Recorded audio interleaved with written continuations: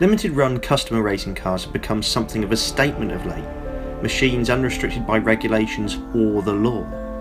Recently we got up close and personal with the holy trinity of track-based hypercars, the Aston Martin Vulcan, McLaren P1 GTR and the Ferrari FXX K. Time to compare and contrast these almost mythical beasts, which is no easy task considering that all three manufacturers are still a bit cagey when it comes to the numbers. The Aston Martin Vulcan is the ultimate expression of what a racing Aston can be.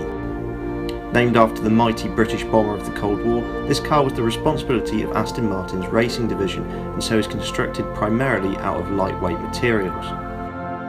Powered by an extreme 7-litre V12 engine which sits so far behind the front axle that half of it intrudes into the cockpit, over 800 brake horsepower makes its way to the rear wheels.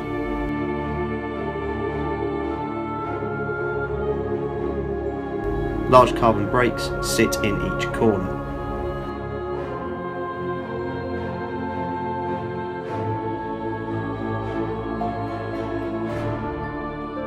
The Vulcan isn't the most cutting edge of these three in terms of technology, but its slightly old school attitude to racing wrapped in a modern body has its charm.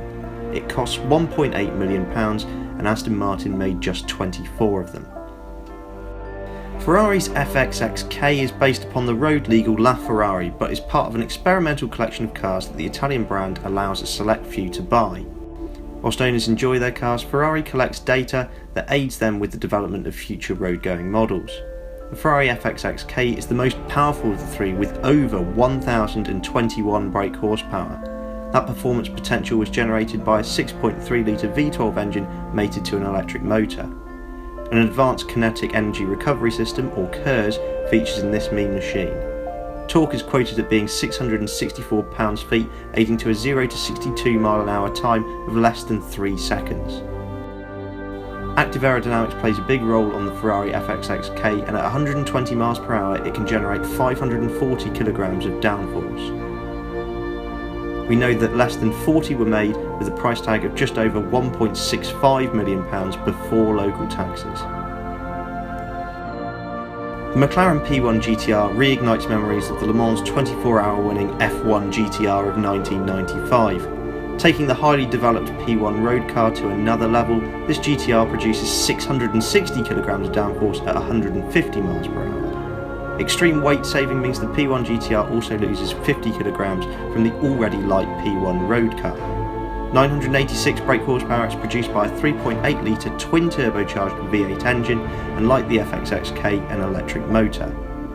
0 to 62 mph is completed in less than 2.8 seconds thanks in part to more than 664 pounds-feet of torque. McLaren's chief test driver has described the road legal tyre of the standard P1 being the thing that holds it back. On racing slicks, the P1 GTR takes full advantage of its aerodynamic package. A drag reduction system that stalls the rear wing for higher straight line speed can be activated via a button on the Formula 1 inspired steering wheel. Just over 40 were built, costing over £1.9 million each. In order to be eligible, you had to have purchased a road-going McLaren P1.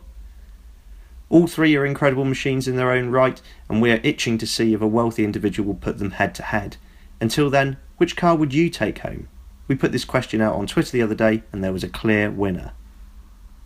Thanks very much for watching, and let us know what you think in the comments below. Please subscribe for more on the latest and greatest cars to hit the road. For all of the latest automotive news, written reviews and coverage from motor shows, go to www.insidelane.co.uk.